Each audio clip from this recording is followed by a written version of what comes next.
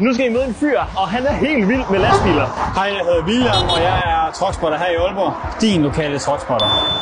Det er en, der tager billeder af lastbiler, filmer lastbiler og sådan noget ting. Hvor lang tid bruger du normalt herude? Og jeg bruger mellem en halvanden time til 2 timer. Og hvor ofte? 3-4 gange om ugen. Er det en tank? Vi skal have tanken til at vinke.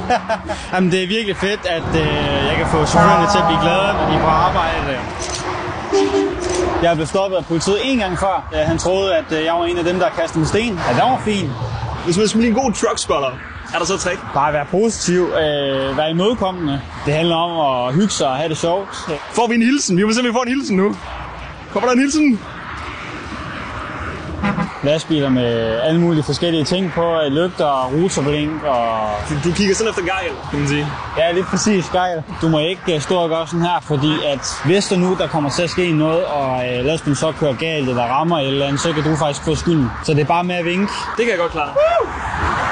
Er drømmen at blive lastbilchauffør, eller hvad vil du gerne egentlig? Jeg gad gerne at være lastbilchauffør, men jeg har nogle sygdomme, der gør, at jeg ikke kan, desværre. Hvad er den fedeste lastbil, du har set? Det var nok nede ved Transportmessen i Herning. Ja, den var virkelig nice. Den var airbrushet med vikinger og høvdinge og hele svineriet.